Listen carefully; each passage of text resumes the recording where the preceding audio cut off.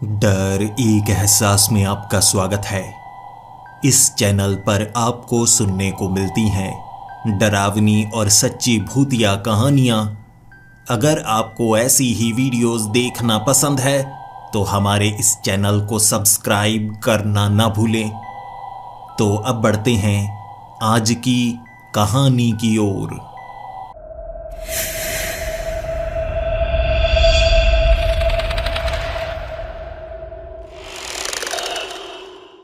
Hello दोस्तों, मेरा नाम एल्फ्रेड है और पेशे से मैं एक फॉरेस्ट रेंजर हूं। लेकिन अब मेरी ट्रांसफ़र हो चुकी है और मैं केंटकी के इन्हीं जंगलों में आ चुका हूं। हेडक्वार्टर में फाइल जमा करवाने के बाद मैं उस जगह की तरफ बढ़ने लगा था जहां पर आगे का पूरा समय मुझे बिताना होगा। वाच टावर, जहां से जंगल के दूर दूर के कोनों को देखा जा सकता है। लेकिन ये इतना बड़ा जंगल है जहां का कोना कोना इतनी आसानी से मैं देख नहीं सकता। जीप मेरे पास है और हर रात शायद मुझे घूमना होगा, देखना होगा यहाँ कैसे जानवर हैं, क्या लोग इन जंगलों में भटक तो नहीं जाते। मेरा काम है यहाँ पर जंगल में अगर कहीं पर भी आग लगी है तो सबसे पहले हेडक्वार्टर में ये जानकारी पहुंचाना, या अगर कोई यहाँ पर खो गया है उसे ढूंढने की कोशिश सबसे पहले शुरू करनी। मैं अपना काम बड़ी ईमानदारी से करता हूँ, लेकिन कुछ कलीग्स ऐसे थे जो मुझसे जलते थे, जो कामचोर थे। वो नहीं चाहते थे कि हर वक्त वो जंगल में रहें, इसीलिए हर बार मेरी शिकायत लगा दिया करते थे। मैं तो काम ईमानदारी से करता था, इसीलिए उनके बारे में बता दिया करता। फिर उन्हें डांट पड़ती, इसीलिए उन्होंने मिलकर सिफारिश के जरिए मेरी ट्रांसफ़र बहुत ज़्यादा दूर करवा दी। इतना बड़ा जंगल है जिसकी कई कहानियाँ सुनाई जाती हैं कि यहाँ पर हादसे बहुत ज़्यादा होते हैं और मुझे अब यहीं पर अपनी बाकी ज़िंदगी गुजारनी होगी, क्योंकि मुझे नहीं लगता यहाँ पर मेरा साथ कोई देने वाला है। यहाँ पर मैं अकेला उस वॉच टावर पर रहूँगा और मेरी शिकायत कौन करेगा। ऐसी जगह जहाँ पर कोई आना नहीं चाहता, जो आ जाए उसे वहाँ से जाने नहीं दिया जाता, तो बाकी की ज़िंदगी मुझे इसी वॉच टावर पर बितानी होगी। दिन का वक्त तो बार बार मैं वॉच टावर के ऊपर पहुंचकर दूर दूर तक देखकर गुजार चुका था। लेकिन जब रात हुई मुझे लगा आसपास थोड़ा राउंड भी लगाना होगा, या आसपास के इलाके की थोड़ी सफाई ही कर लेता हूं। अब वॉच टावर के नीचे भी इतनी ज़्यादा झाड़ियां होनी नहीं चाहिए, क्योंकि यहाँ पर मेरा आना जाना लगा ही रहेगा। वैसे एक बड़ा सा घर भी मुझे दिया गया है जो जंगल के बिल्कुल पास है। उसे भी मैं जंगल में ही कह सकता हूँ, लेकिन वहाँ जाने का मन अभी नहीं कर रहा था। तो मैं नीचे उतरा, आसपास घूमने लगा, झाड़ियों की कुछ सफाई करने लगा, जबकि कुछ लकड़ियों का इस्तेमाल करके मैं आसपास बाड़ा बनाना चाहता था, ताकि कोई भी जानवर ज़्यादा करीब ना आए। ऐसा ना हो रात के वक्त मैं जीप में बैठने के लिए उतरूं और कोई जानवर घात लगाकर इसी वक्त का इंतज़ार कर रहा हो। झाड़ियों को मैं साफ करता रहा, लेकिन मेरी बाजुओं के ऊपर छोटे छोटे निशान बनने लगे थे। ऐसा लगा किसी पौधे के साथ मुझे एलर्जी हुई है, जिस कारण बाजुओं पर ये निशान बन चुके हैं। तो मैंने सोचा अगली बार ग्लव्स लेकर आऊँगा, ऐसे काम करने में परेशानी हो सकती है। वैसे मैं जिस जंगल में था वहाँ पर कई लोगों को एलर्जी उन पौधों से होती थी। मुझे ज़िंदगी में कभी किसी पौधे से एलर्जी नहीं हुई। यहाँ ये कैसे पौधे हैं और किससे हुई है, किसी घास से या किसी पेड़ से, मैं समझ तो नहीं पाया। लेकिन उस काम को छोड़कर दोबारा मैं वॉच टावर के अंदर आ चुका था। ऊपर चढ़कर फिर से दूर दूर तक देखने लगा। मुझे लगा था आज की रात बहुत ही शांत होगी, लेकिन ऐसा नहीं था। वॉच टावर के नीचे जानवरों के चलने की आवाज़ आने लगी, जानवरों के चिल्लाने की आवाज़ आने लगी। और जंगल में ऐसा होता है, लेकिन पूरी रात नहीं होता। पैरों की आवाज़ आती जा रही, जिस कारण ना तो मैं अच्छे से आराम कर पा रहा था और ना ही उन जानवरों को देख पा रहा था। नीचे छोटा बल्ब लगाया गया था जो कि शायद खराब होगा, बीच बीच में चलता था, बीच बीच में बंद हो जाता था। नीचे उतरकर देखने की हिम्मत नहीं थी, क्योंकि मैं बहुत लंबा सफ़र तय करके आया था और सीधा यहाँ पर पहुँचा था, तो थका हुआ भी बहुत ज़्यादा था। बार बार नीचे ऊपर मैं जाना नहीं चाहता था। रात ऐसे ही गुजारी और दिन के वक्त सबसे पहले मैं नीचे उतरा, ये देखने के लिए कि यहाँ पर कैसे जानवर थे जो रात के वक्त इस वॉच टावर के इर्द गिर्द घूम रहे थे। मैंने पैरों के निशान को ढूंढने की कोशिश की, लेकिन उन्हें साफ किया गया था। जब जानवर मिट्टी पर चलते हैं तो उनके पैरों के निशान बनते हैं, लेकिन जब किसी भारी चीज से उस मिट्टी को साफ कर दिया जाए तो पैरों के निशान भी साफ हो जाते हैं। ऐसा ही लग रहा था, लेकिन ये किस जानवर ने किया होगा? जैसे किसी भारी चीज को घसीटा गया है। घसीटने के निशान थे, लेकिन किसी जानवर का शिकार नहीं हुआ था। सोच में पड़ा हुआ मुझे लगा, चलो मुझे क्या, पहले तो मुझे घर जाना चाहिए, वहां से कुछ ग्लव्स लेकर आने चाहिए, इन झाड़ियों को साफ करूं, क्योंकि रात के वक्त यहां पर जीप लगानी मुश्किल का काम हो सकता है। मैं उस घर में गया। जीप के सहारे रास्ता अच्छा था, बड़ी पगडंडी बनी हुई थी, जिस कारण जीप किसी भी जगह फंसी रही। लेकिन अगर कभी बारिश हो गई तो इस गाड़ी को निकालना बड़ा मुश्किल का काम होगा। सामान इकट्ठा किया। कुछ घंटे वहां पर मैंने आराम भी किया, बिल्कुल शांति में। शाम के वक्त सामान लेकर मैं निकला था। पहुंचा वॉच टावर और यहां पर मैंने सारा सामान रखा। उसके बाद नीचे कुछ झाड़ियों की, घास की और पेड़ों की कटाई की और आसपास का इलाका पूरी तरह से साफ बना दिया। मिट्टी पर भी थोड़ा थोड़ा पानी डालकर मैंने मिट्टी को अच्छे से दबा दिया था, ताकि जानवर इससे थोड़ा दूर ही रहें। अब रात का वक्त हो गया था। मैं वॉच टावर के ऊपर पहुंच गया। उसके बाद जहां तक देखा जा सकता था देखने लगा। दूर दूर तक रोशनी बिल्कुल नहीं थी, यानी कि सब कुछ ठीक है। अगर रोशनी ज्यादा नजर आने लगे, समझो कि जंगल के किसी हिस्से में आग लगी है और उसका ज्यादा ध्यान रखना है। फिर मैंने करीब से देखा, कोई 600 से 800 मीटर दूर, जैसे किसी ने आग जलाई हो या किसी कारण वहां पर रोशनी थी। ध्यान से देखने लगा, ये आग ही होगी। ये पता करने के लिए मुझे नीचे उतरना पड़ा। टॉर्च लेकर मैं उस तरफ आगे बढ़ने लगा। बारिश का मौसम हो चुका था, जिस कारण नमी बढ़ चुकी होगी कि यहां पर हल्की हल्की धुंध थी। ज्यादा ठंड नहीं थी, लेकिन फिर भी धुंध थी, जिस कारण मैं दूर तक देख नहीं पा रहा था। लेकिन उस जगह के पास पहुंचा जहां पर मुझे रोशनी नजर आ रही थी। डरा हुआ था कहीं आग तो नहीं लग गई, लेकिन वहां कोई आग नहीं थी। घुप अंधेरा। थोड़ी आगे से रोशनी आ रही। ये जानने के लिए मैं धीरे धीरे कदम बढ़ाता गया, आगे जाता गया और आगे जाकर मैंने देखा एक बच्चा जो होगा 9 से 10 साल का। उसने पुरानी आग वाली लालटेन पकड़ी हुई और आगे की तरफ बढ़ रहा। मैं वहां थम गया, उसे आवाज लगाई, अरे बच्चे, यहां क्या कर रहे हो? जंगल में भटक तो नहीं गए? लेकिन उसने मेरे सवाल का कोई जवाब नहीं दिया, बल्कि वो तो आगे बढ़ता जा रहा था। मैं भी धीरे धीरे कदम बढ़ाता उसके करीब जाना चाहता था, लेकिन वो बड़ी तेजी से उस धुंध में लोप हो जाता। सारी की सारी परेशानी धुंध ने खड़ी की थी, क्योंकि जैसे ही मैं आगे बढ़ता वहां पर कुछ पेड़ आ जाते और उन पेड़ों के कारण मैं सीधा आगे बढ़ नहीं पाता। पेड़ों से घूमकर मैं आगे जाता तो वो लड़का वहां पर मौजूद नहीं होता और रोशनी किसी और दिशा से आ रही होती। मैंने कई आवाजें लगाई, लेकिन उस लड़के को मैं पकड़ नहीं पा रहा था, करीब उसके पहुंच नहीं पा रहा था। वो आगे निकल गया और वहां अब पूरी तरह से अंधेरा था। मैंने उस लड़के को जितनी कोशिश की ढूंढने की, वो मिला नहीं, तो मैं वॉच टावर में वापस आ गया। फिर से टावर के ऊपर चढ़ चुका था। अब दूर दूर तक मुझे बिल्कुल भी रोशनी नजर नहीं आ रही थी, लेकिन मुझे यह जरूर लगा वो बच्चा ना भटक गया होगा, वरना इतने घने जंगल में कौन ऐसे घूमता है? आसपास कोई गांव नहीं है, ये जंगल के बिल्कुल बीच का हिस्सा है। अब क्या मुझे हेडक्वार्टर बात करनी चाहिए?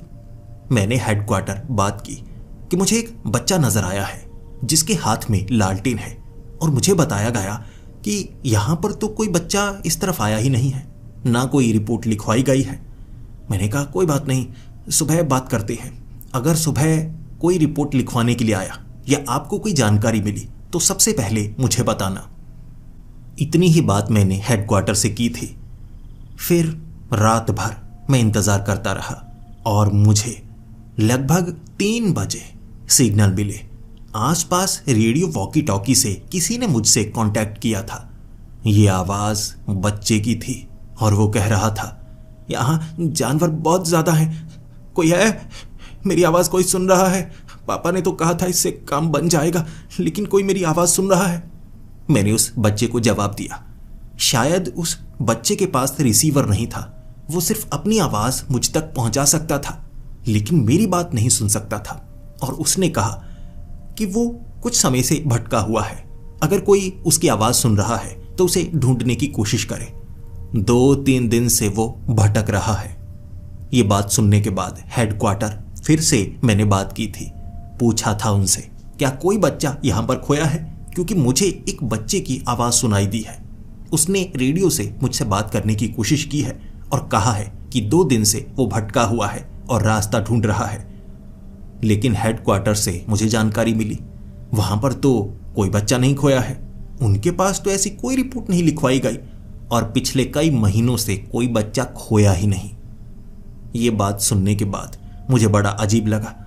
ऐसा तो नहीं कि बच्चा खो गया है और उसके जो माँ बाप हैं उनके साथ कुछ ना कुछ हो गया हो, जिस कारण किसी ने रिपोर्ट लिखवाई ही नहीं। तो मुझे खुद ही उस बच्चे को ढूंढने की कोशिश करनी चाहिए ना। लेकिन कुछ ही समय में दिन होने वाला था, तो मैंने दिन होने का इंतजार किया। 6 बजे जब रोशनी पूरी तरह से हो चुकी थी, मैं जीप लेकर जंगल में ढूंढने लगा, और खास तौर पर उस जगह पर जहां पर मैंने उस बच्चे को देखा था। दिन के वक्त बिल्कुल धुंध नहीं थी, दूर दूर तक मैं देख सकता था, लेकिन मुझे वो बच्चा नहीं मिला। मैंने एक और कलीग को यहां पर बुलवा लिया था ताकि वो मेरी मदद करे, लेकिन हम बच्चे को ढूंढ नहीं पाए।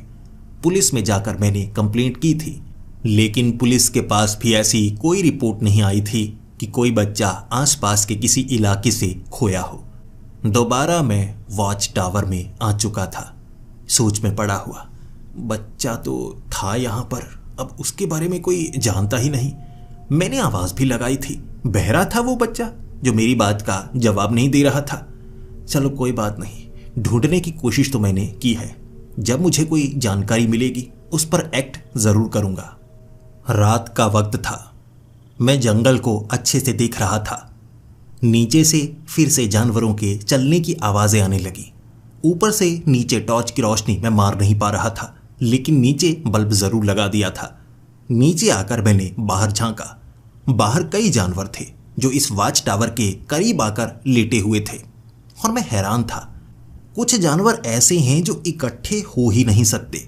क्या आपने कभी ऐसा देखा है, एक जगह पर एक हिरण सोया हो, साथ में एक तेंदुआ सोया हो? शिकार और शिकारी इकट्ठे कभी नहीं होते। जब होते हैं तो शिकारी शिकार करता है। यहां पर ऐसा नहीं था।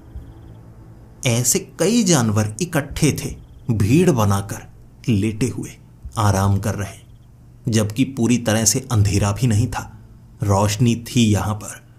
मैं बाहर निकल नहीं सकता था, या सच कहूं मैं बाहर निकलना नहीं चाहता था। फिर से मैं वॉच टावर के ऊपर आ चुका था। ऊपर से मैं दूर दूर देखने लगा, थोड़ा आराम भी किया। रात कैसे गुजर गई पता नहीं चला, लेकिन जब वक्त 3 बजे का था, फिर से रेडियो सिग्नल पकड़ने लगा। ये उस बच्चे की आवाज थी जो मदद मांग रहा था। मैंने अब पूरी कोशिश की ताकि मैं उस तक भी मैसेज पहुंचा पाऊं। मैं उससे बात कर सकता था। उसका वॉकी टॉकी शायद मैसेज रिसीव करने लगा। सबसे पहले तो वो यही कह रहा था, कोई मेरी आवाज सुन रहा है? मैं 2 दिनों से यहां भटक चुका हूं, मुझे ढूंढने की कोशिश कोई नहीं कर रहा। बाहर निकलने का कोई मुझे रास्ता नहीं मिल रहा। मुझे लगता है मैं भटक जाऊंगा, मारा जाऊंगा।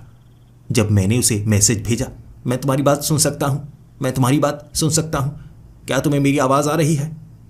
उस बच्चे ने कहा, हाँ हाँ हाँ, आपकी आवाज आ रही है, आवाज आ रही है। ऐसे हमारी बातचीत शुरू हुई। शुरुआत में बस मैं उसे दिखाना चाहता था कि डरने की कोई बात नहीं है, डरो मत, तुम्हारी आवाज मुझ तक आ गई है, अब तुम्हें ढूंढ लिया जाएगा। क्या तुम बता सकते हो तुम इस समय कहां पर हो?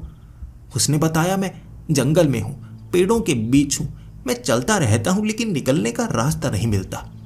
1-2 दिन हो चुके हैं मैं भटका हुआ हूं। मैंने उस बच्चे को बताया कि कल रात भी तुम्हारी आवाज मुझे सुनाई दी थी, और उसने कहा, मैं हर रोज ये कोशिश कर रहा हूं कोई मेरी आवाज सुन ले, मैं बाहर निकल नहीं पा रहा हूं। मैंने उसे बताया कि तुम्हारे हाथ में लालटेन है और एक बार मैंने तुम्हें देखा था, लेकिन मैंने आवाजें लगाई, तुमने कोई जवाब नहीं दिया। उसे लगा कि जानवरों की आवाजें होंगी, क्योंकि आसपास से जब भी जानवर की आवाज आती है वो किसी पेड़ के ऊपर चढ़ जाता है और चुप करके बैठ जाता है। कुछ बिल्लियां ऐसी हैं जो बच्चों के रोने जैसी आवाजें निकालती हैं शिकार करने के लिए, इसीलिए वो छिप कर बैठ जाता है, अपने पिता की बातों को मानता है। मैंने पूछा, क्या तुम्हारा परिवार भी वहां पर है? और उसने कहा, नहीं, मेरे पापा ने मुझे ये वॉकी टॉकी दिया था। उनकी टांग पर चोट लगी थी और उन्होंने कहा था कि मुझे चलते रहना होगा, तभी हम बाहर निकल सकते हैं। ना तो अब मैं अपने पापा को ढूंढ पा रहा हूं, ना अपनी मां को ढूंढ पा रहा हूं, मैं अकेला ही हूं। क्या आप मुझे बाहर निकाल सकते हैं? मैंने उससे अच्छे से पूछा, तुम कहां पर हो? लेकिन वो एक बच्चा था, वो सिर्फ पेड़ों के बारे में बता सकता था। मैं चाहता था कोई खास पहचान जो मुझे बताए। मैंने उससे कहा, तुम मुझे जो आसमान में तारे हैं, नक्षत्र हैं, उसकी सही से दिशा बताओ। मैं तुम्हें बताता हूं कैसे तुम जान सकते हो कि तुम्हारा लॉन्गिट्यूड लैटिट्यूड कहां है। उससे मैं आसानी से तुम्हें ढूंढ सकता हूं। और उसने जवाब दिया, यहां बादल है, धुंध है, आसमान में कोई तारा या चांद नजर नहीं आ रहे हैं। फिर मैंने आसमान की तरफ देखा, बादल बिल्कुल नहीं थे और आसपास आज धुंध भी नहीं पड़ी थी। तो वो उस इलाके में होगा जहां पर बादल भी हो सकते हैं और धुंध भी, लेकिन यहां तो आसपास मुझे कोई धुंध नजर नहीं आ रही। शायद बच्चा चलता चलता काफी दूर निकल गया होगा, तो मैं हेडक्वार्टर ये रिपोर्ट दे देता हूं। मैंने हेडक्वार्टर ये पूरी बात बताई और उन्होंने फिर से यही कहा, किसी ने कोई कंप्लेंट नहीं की है, लेकिन आसपास के इलाके में पूछा जा रहा है क्या कोई परिवार जंगल में गया था जिनके साथ एक बच्चा भी था जिसकी उम्र 9 से 10 साल हो। वो जानकारी जुटाने में लगे हुए थे। मैं रात के वक्त ही जंगल में खंगालना चाहता था, कहां पर धुंध है, कहां पर ज्यादा बादल है, क्योंकि ये जंगली इलाका है बहुत ज्यादा बड़ा, तो यहां पर मैं भी भटक सकता हूं। जीप का सहारा लेकर आवाजें लगाता हुआ जंगल में लगभग 2 घंटों तक मैं ढूंढता रहा था। उसके बाद कोई खास फायदा नहीं हुआ तो मैं वॉच टावर में वापस आ गया। फिर से उस बच्चे से बात करना चाहता था, लेकिन दिन के वक्त ना तो उसने कोई सिग्नल भेजे, ना मैं ही उससे बात कर पा रहा था। शायद उसने रेडियो वॉकी टॉकी बंद कर दिया होगा। दिन के वक्त भी मैं ढूंढता रहा, लेकिन कुछ कर नहीं पाया, तो रात के वक्त का इंतजार करने लगा। वो रात के 3 बजे बात कर रहा था। मैंने उसे डांटा कि तुम कहां चले गए थे? मैं तुमसे लगातार बात करता रहूंगा, तभी तो तुम्हारी लोकेशन ढूंढ पाऊंगा। उसने कहा, जानवर जब करीब आ जाते हैं मुझे चुप होना होता है और रेडियो से आवाज आती है, इसे मैं बंद कर देता हूं। दिन के वक्त तो बहुत ज्यादा खतरा होता है, ऐसा लगता है आसपास से कोई मुझे पकड़ लेगा। इस समय थोड़ी खामोशी होती है और ऐसी खामोशी में मैं बात करने की कोशिश करता हूं जब इस सुरक्षित जगह पर आ जाता हूं। मैंने लकड़ी के कुछ फट्टे लगाकर एक पेड़ के ऊपर घर बना लिया है, यहीं पर बैठना ज्यादा सुरक्षित लगता है मुझे। मैंने फिर से उस बच्ची से जानना चाहा, आखिर ये जो तुमने पेड़ के ऊपर घर बनाया है, ये कैसा पेड़ है? आसपास कोई ऐसा निशान जिससे मैं तुम्हारे करीब पहुंच सकूं, क्योंकि जंगल बहुत ज्यादा बड़ा है। उसने कहा, यहां पर एक घर देखा मैंने, लकड़ी का बड़ा सा घर।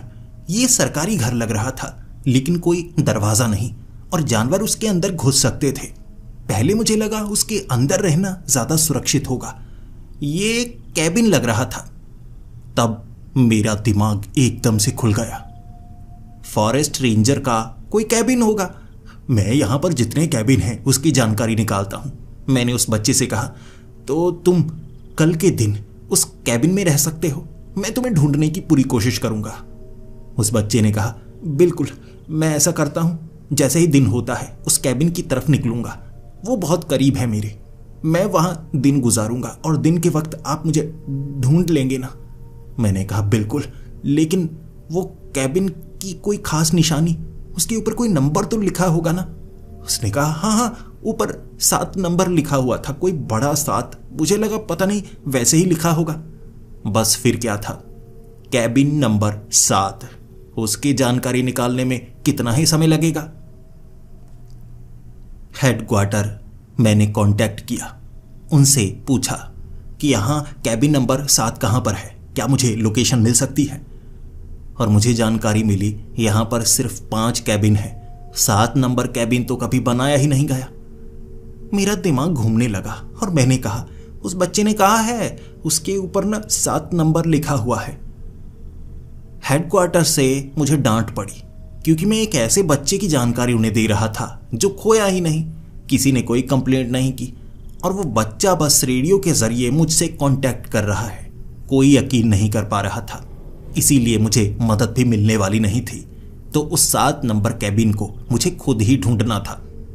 5 कैबिन की लोकेशन मैंने मंगवा ली थी। उसके बाद अंदाजा लगाया अगर 6ठा कैबिन हो तो कहां पर हो सकता है, या 7 नंबर कैबिन किस तरफ होगा। 5 कैबिन मैं ढूंढ कर आया, वहां पर दरवाजे लगे हुए थे, जबकि उस बच्चे ने कहा था कैबिन नंबर 7 जिसका कोई दरवाजा नहीं है, खिड़कियां भी बिल्कुल मौजूद नहीं, जानवर अंदर घुस सकते हैं। मुझे उसे ढूंढना था। पूरा दिन ढूंढने की कोशिश मेरी नाकाम रही। कैबिन नंबर 7 को मैं ढूंढ ही नहीं पाया और रात के वक्त वापस आ गया। उससे कांटेक्ट करने की कोशिश मैं करता रहा, लेकिन 3 बजे उसने खुद मैसेज किया, अंकल आप मुझे ढूंढने नहीं आए। आपको पता है पूरा दिन मैंने कैसे गुजारा। एक तो बादल घिरे रहते हैं, दिन के वक्त भी अंधेरा सा रहता है, धुंध बहुत ज्यादा होती है। पता है कितनी आवाजें आ रही थी, मुझे लगा मैं गया, इसीलिए बचकर वहां से मैं शाम के वक्त निकला हूं। आप आए नहीं ढूंढने के लिए। मैंने उस बच्चे से माफी मांगी और कहा, मैंने ढूंढने की कोशिश तो की लेकिन 7 नंबर कैबिन मौजूद ही नहीं है। उसने कहा उस पर बड़ा बड़ा 7 नंबर लिखा है, खिड़कियां दरवाजे नहीं है, आपने ढूंढा नहीं मुझे। वो रात को आसानी से ढूंढा जाता है, दिन के वक्त तो उस कैबिन को ढूंढना थोड़ा मुश्किल वाला काम होता है। अब मैं रात के वक्त ही ये काम करना चाहता था क्योंकि उस बच्चे की आवाज़ सुनकर मुझे घबराहट महसूस हुई। इतने दिन हो चुके हैं, वो खाता क्या है, पीता क्या है, मैंने उस बच्चे से पूछा और उसने कहा आसपास के पेड़ों पर कुछ फल लगे हुए हैं, बाकी वो कुछ पत्तियां खाता है। पानी के लिए आसपास एक छोटा सा तालाब भी है। ये उसे पहले बता देना चाहिए था। रात को मैं ढूंढने लगा, जितने तालाब हैं इस जंगल में उसके आसपास मैं राउंड लगाने लगा। कहीं पर जीप जा सकती थी, कहीं पर मुझे चलकर जाना पड़ता। आखिरकार मैंने उस कैबिन को ढूंढ लिया।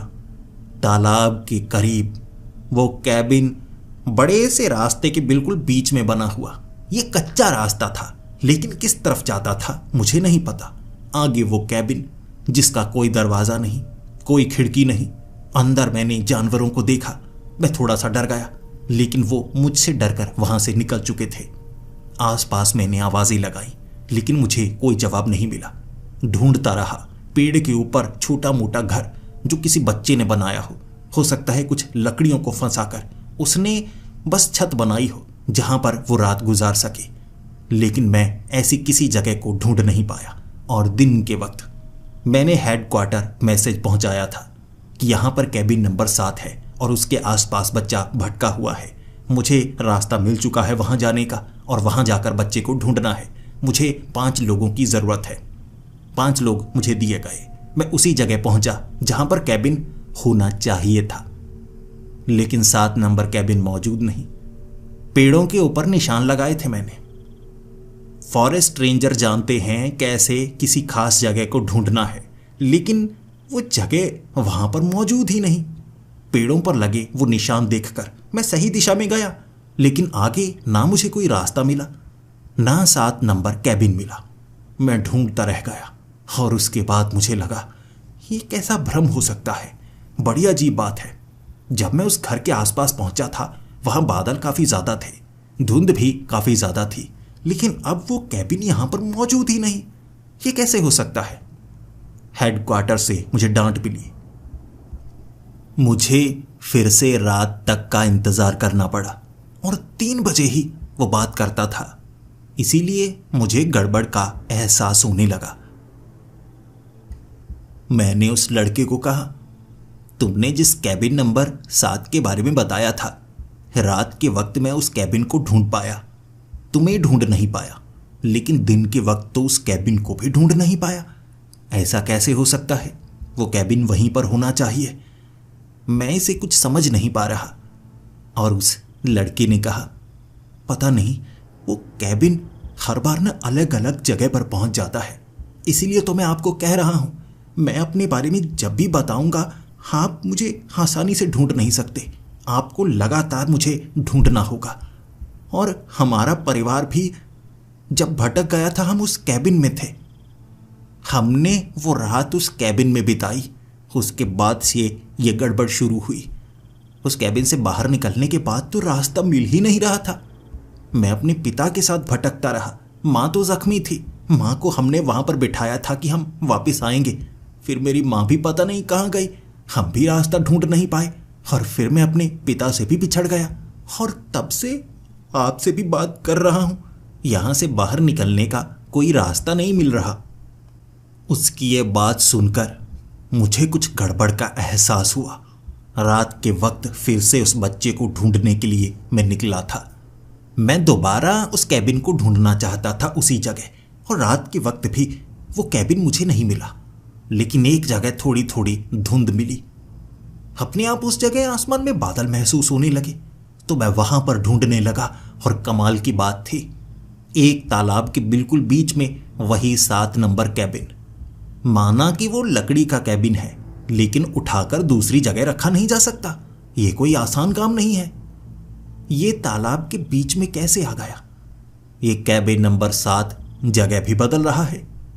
मैंने आवाजें लगाई, ढूंढने की कोशिश की, और एक बार मुझे लगा था इस कैबिन में मैं रात बिताऊं, जैसा कि उस बच्चे ने कहा है। पहली बार मुझे सुपर नेचुरल एंटिटी का एहसास हुआ। आसपास कुछ तो है जो गुर्रा रहा है, जो कराह रहा है। उस कैबिन नंबर 7 के अंदर से वो हल्की हल्की आवाजें काफी थी मुझे डराने के लिए। मैं निकला वहां से, बच्चे को आसपास ढूंढा और उतने में दिन हो गया। दोबारा मैं उस कैबिन के पास आना चाहता था, लेकिन अब उस कैबिन को दिन के वक्त ढूंढ नहीं पाया। वो तालाब ही वहां पर मौजूद नहीं। कमाल की बात थी, मैंने एक पेड़ पर एक झंडा लगाया था, उसके पीछे तालाब था रात के वक्त, लेकिन अब वो तालाब ही गायब हो गया। वो कैबिन नंबर 7 भी गायब हो गया। यहां चल क्या रहा है? मुझे लगता है कुछ बड़ी गड़बड़ चल रही है। तो इस कैबिन नंबर 7 की जानकारी ढूंढनी होगी मुझे हेडक्वार्टर जाना होगा। यहां पर कहते हैं जो ज्यादातर आते हैं वो जल्द से जल्द निकलने की कोशिश करते हैं। यहां काम करना कोई पसंद नहीं करता। माना सिर्फ अकेले को ही काम करना पड़ता है, लेकिन इतनी दहशत किस चीज से है? कहीं ऐसी किसी घटना से तो नहीं? हेडक्वार्टर में यहां की फाइल्स निकाली मैंने। मेरे सीनियर मुझ पर शक कर रहे, तो मैंने उन्हें कहा ट्रांसफर कर दो मेरी। फिर ऐसा वो करना नहीं चाहते थे। और उन फाइल्स में मुझे जो जानकारी मिली बड़ी हैरान करने वाली थी। यहां पर पहले 7 कैबिन हुआ करते थे। 6 नंबर कैबिन भी था, 7 नंबर कैबिन भी था, लेकिन 7 नंबर कैबिन यहां पर काम करने वाले 5 फॉरेस्ट रेंजर ने बनवाया था। उन्होंने कहां बनाया किसी को बताया नहीं, लेकिन वो फाइल दर्ज करवानी थी। उससे पहले एक बड़ा हादसा हो गया। 6 नंबर कैबिन जो जल गया था, और माना गया उनके साथ उस कैबिन में कुछ हुआ, लेकिन उनकी कभी लाशें नहीं मिली। 5 के 5 फॉरेस्ट रेंजर एक साथ गायब हुए थे, और इस घटना को हुए 10 साल हो चुके हैं, और अब तक उन फॉरेस्ट रेंजर को ढूंढा नहीं जा सका। अलग अलग इलाके से थे, लेकिन फिर भी किसी कारणवश इकट्ठे हुआ करते थे, और उस समय यहां पर हादसे भी बहुत ज्यादा हुआ करते थे। लेकिन जब से वो गायब हुए हैं यहां, उसके बाद से तो कोई गायब नहीं हुआ। लेकिन जंगल में कुछ ऐसा सबको नजर आता है जो उन्हें डराता है, जो उन्हें भगाता है। मारा तो कोई नहीं गया, जख्मी बहुत लोग होते हैं, और उनकी जो कहानियां हैं वो काबिले यकीन नहीं होती। FIR दर्ज नहीं की गई थी, लेकिन मुझे सबके बयान पढ़ने थे एक एक करके, और हर किसी का बयान बड़ा अजीब। एक बच्चा नजर आया जो पेड़ों के बीच से चलकर जा सकता था। वो जमीन में समा सकता था। वो जिंदा नहीं बल्कि भटकती हुई एक प्रेत आत्मा थी। जबकि किसी को कुछ ऐसे जानवर नजर आए जो झुंड बनाकर घेरने की कोशिश करते हैं, नुकसान नहीं पहुंचाते। एक बार 4 तेंदुए एक लड़की को घेर चुके थे जो जंगल में भटक गई थी। ना तो उन तेंदुओं ने उस लड़की का शिकार किया और ना ही वहां से बाहर जाने दिया। उसे घेर कर रखा दिन होने तक, और उसके बाद वो जानवर कहां चले गए उस लड़की को नहीं पता था। डर के मारे वहीं पर वो बेहोश हो गई थी। जब उसे होश आया वो जंगल के एक किनारे पर थी जहां उसे बड़ी आसानी से ढूंढ लिया गया। लेकिन ये घटनाएं अब की हैं। 10 साल पहले कुछ ऐसा हुआ था जो बड़ा भयानक था। यहां पर जो लोग गायब हो जाते थे उनकी लाश कभी नहीं मिलती थी। वो कहां जाते किसी को नहीं पता। कई लोग गायब हुए जिनमें बच्चे भी थे, लड़कियां भी थीं, मर्द भी थे। उसके बाद जब वो 5 फॉरेस्ट रेंजर एक साथ गायब हुए, फिर 7 नंबर कैबिन को ढूंढने की कोशिश हुई लेकिन वो नहीं मिला। 6 नंबर कैबिन जो कि जलकर खाक हो चुका था उसे अच्छे से साफ कर दिया गया और दोबारा 6 नंबर कैबिन उस याद में बनाया ही नहीं गया और यहां पर सिर्फ एक ही फॉरेस्ट रेंजर रहने लगा। आसपास के इलाकों को भी बंद कर दिया गया। इसे खतरनाक माना गया और जो भी यहां काम पर आता उसे कुछ नहीं बताया जाता, सब कुछ छिपा कर रखा जाता ताकि वो काम छोड़कर चला ना जाए और मजबूरी में यहां पर रहे। मेरे सीनियर्स को लग रहा था मेरे पास फाइल पहुंच चुकी है, अब जल्द ही मैं रिजाइन दे दूंगा और यहां से चला जाऊंगा। वो डर रहे थे, घबरा रहे थे। मैंने उन्हें डांटा और ये भी कहा कि मैं काम तो नहीं छोड़ूंगा, इसके बारे में पूरा तो पता लगा कर रहूंगा आखिर इस जंगल में चल क्या रहा है, लेकिन काम मैं अपनी मर्जी से करूंगा। अब मुझे कोई इंस्ट्रक्शन ना दे, मैं यहां पर काम जैसे मैं करना चाहूंगा वैसे करूंगा। जब मदद की जरूरत हो तो मुझे मदद चाहिए। सीनियर तैयार थे और अब तरीका मेरा होने वाला था। रात के वक्त फिर से मैंने उस बच्चे से बात की और मैं इस चीज से हैरान था कि उस बच्चे को खाना मिल रहा है, पानी मिल रहा है और वो जंगल में रह रहा है लेकिन जंगल से बाहर निकल नहीं पाता। बड़ी अजीब बात है। मैंने उस बच्चे से बात की। उसने कहा कि वो उस कैबिन के करीब ही है और उस कैबिन को वो हर बार अलग अलग जगह पर देखता है लेकिन नजदीक ही होता है। और वहां पेड़ के ऊपर उसने इस घर को थोड़ा अच्छा बना लिया है और वहां पर छिपकर उसे रहना पड़ता है, क्योंकि अगर वो उस कैबिन के आसपास या उसके अंदर रात के वक्त रहा तो वो शैतान आकर उसे नुकसान पहुंचा सकते हैं। मैंने उस बच्चे से पूछा कैसे जानवर हैं वो। उसने कहा इंसानों जैसे हैं, उन्होंने चेहरा ढका हुआ होता है। या तो वो जानवर ही हैं या शैतान है, कुछ अजीब है। अब वो मुझे कुछ ऐसा बता रहा था जो पहले नहीं बताया था। पहले वो जानवरों की बातें कर रहा था, अब वो शैतानों की बातें कर रहा है जो इंसान जैसे दिखते हैं।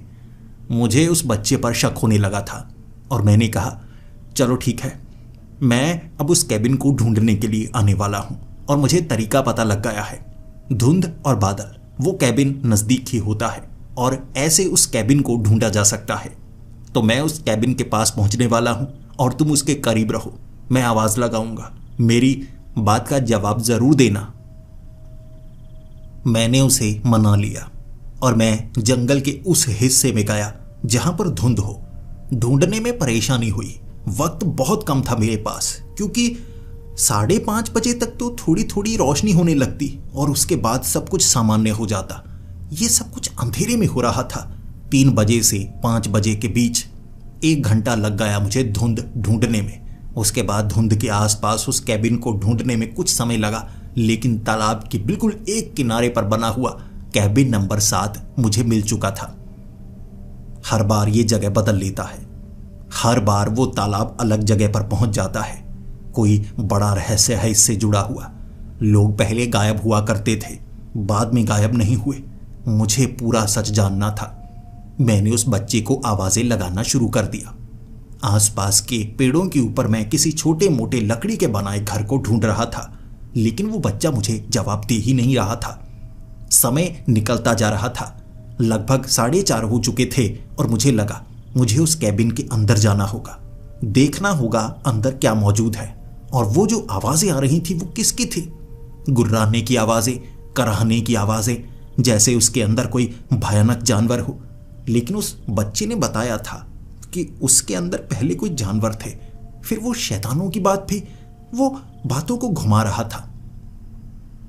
मैं जब उस कैबिन के अंदर जा रहा, ना खिड़कियां ना दरवाजे, सच में बड़ी असुरक्षित जगह थी।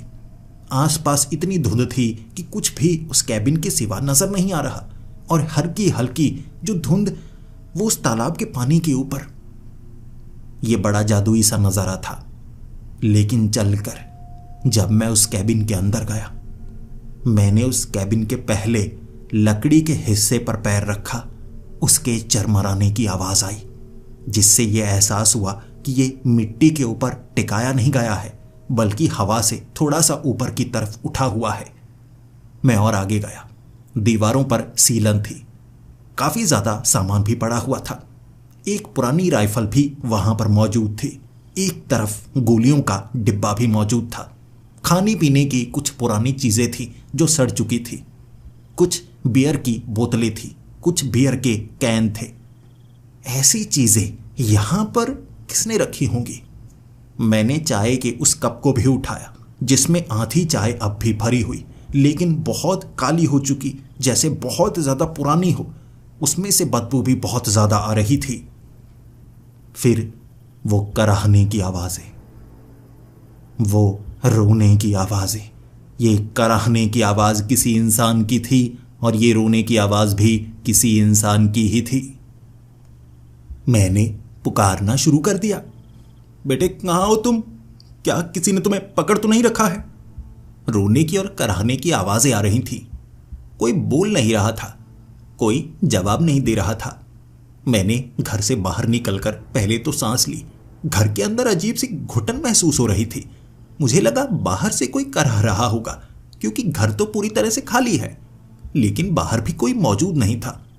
मैंने आवाजें बहुत लगाई, लेकिन किसी ने जवाब नहीं दिया। दोबारा मुझे उस घर के अंदर जाना पड़ा।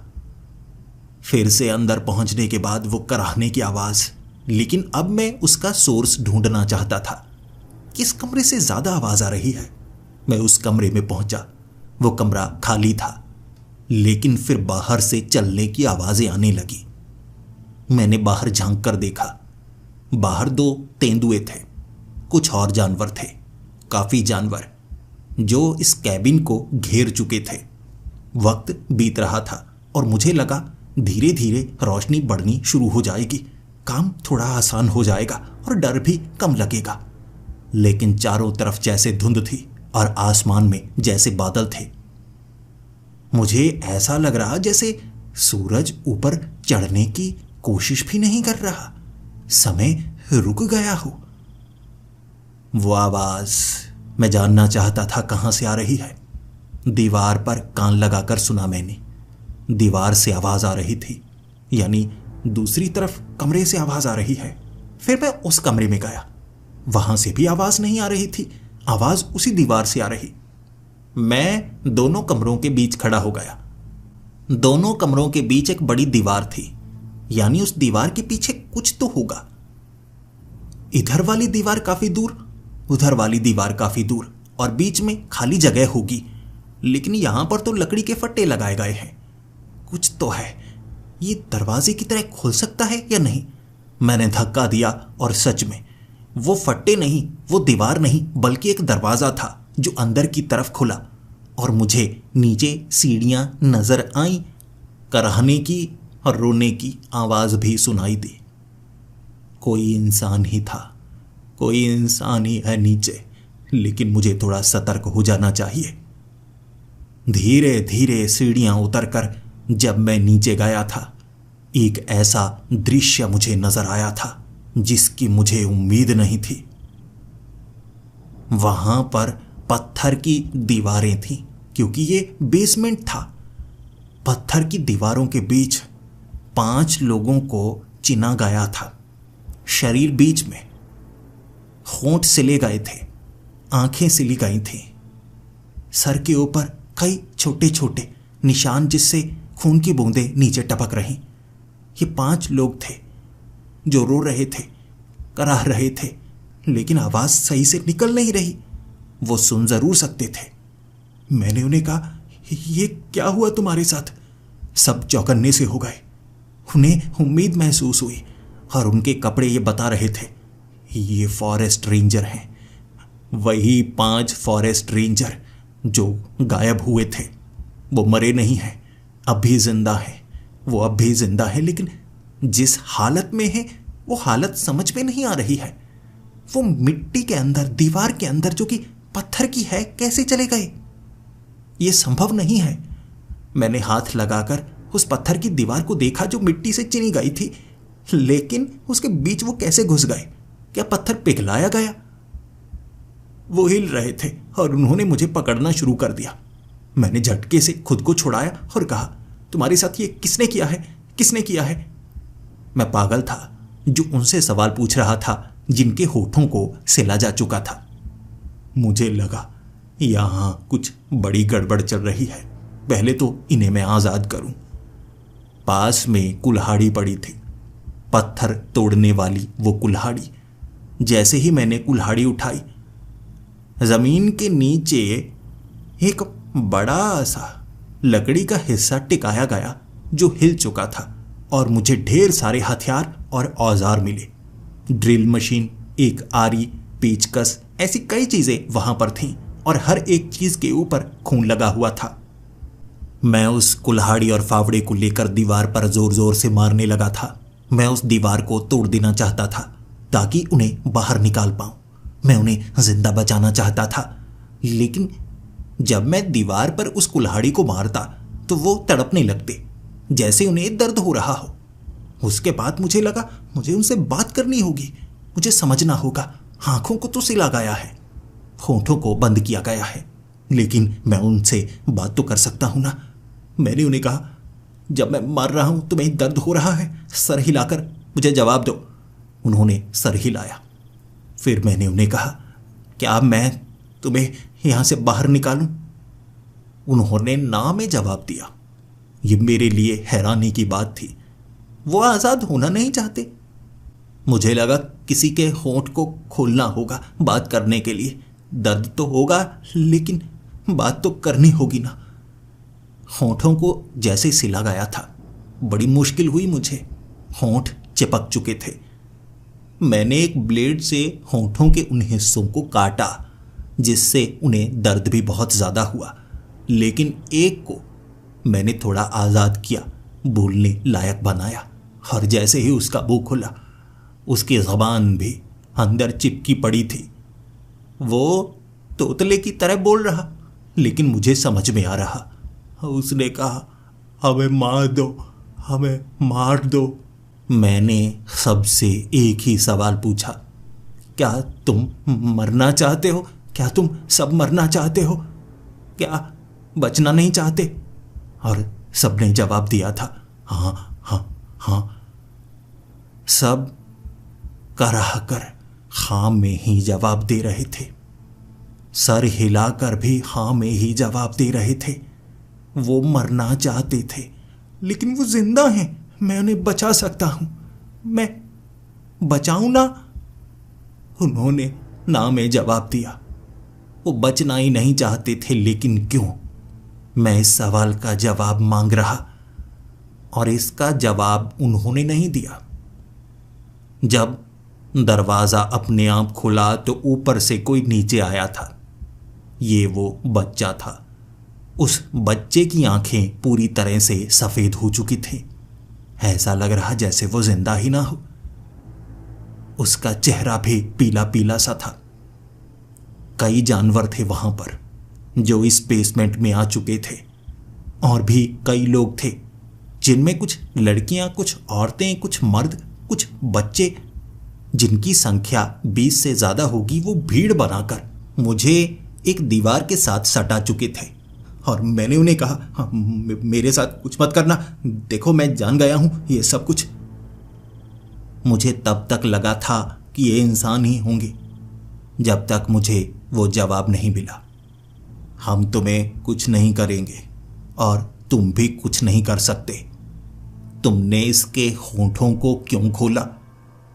एक छोटी बच्ची जिसकी उम्र 12 से 13 साल होगी, उसने दोबारा एक फॉरेस्ट रेंजर के होंठों को सिल दिया और भी भयानक तरीके से। नाक के बीच में से सुई निकालकर, ये नायलॉन का धागा था, होंठों को ऐसे सिला कि वो दोबारा खुल ना पाए, और वो चीखता रहा। और मैंने कहा, कैसे वैश्य हो तुम सब? यहां लोगों को कैसे कैद करके रखा है? क्या चाहते हो तुम? और उनमें से एक आदमी ने आगे बढ़कर मुझे जवाब दिया, हम कुछ नहीं चाहते, हम बस बदला चाहते हैं, हम बस न्याय चाहते हैं। हमें वो न्याय कोई नहीं दे सकता। तुम्हें जानना होगा आखिर इन्होंने क्या किया है, और फिर तुम बताना क्या ये न्याय है। वो बच्चा भीड़ में से बाहर निकला जो मुझसे बात किया करता था। मुझे उसकी आवाज बड़ी आसानी से याद आ गई। वो कहने लगा, अंकल, जब मैं कैबिन नंबर 7 से निकला था ना, तब वो शैतानों ने मेरा पीछा किया था। पता है वो शैतान कौन थे? ये 5 वो शैतान थे। मैं उस पेड़ के ऊपर घर बनाकर छिपा था, लेकिन इन्होंने ढूंढ लिया।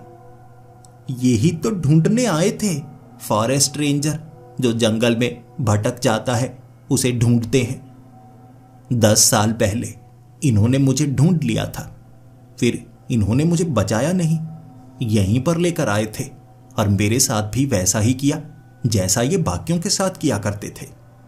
इन्हें मांस खाना पसंद था, इंसानी मांस, और जो जंगल में भटक जाता, ढूंढने का बहाना लगाकर ये उसे पकड़कर यहीं पर लेकर आते और उसे जिंदा रखते, क्योंकि जिंदा मांस सड़ता नहीं और एक इंसान का शरीर बड़ा होता है, इन्हें खाने में समय लगता। तो ये शरीर के अंगों को काटते और बचे हुए हिस्से को सिल देते ताकि इंसान जिंदा भी रहे। ऐसे इन्होंने यहां जितने लोग हैं ना, सबको खाया था। इस जंगल में कोई गायब नहीं होता था, ये गायब करते थे ताकि उन्हें खा सके। बच्चे बड़े, हर किसी को खाया इन्होंने।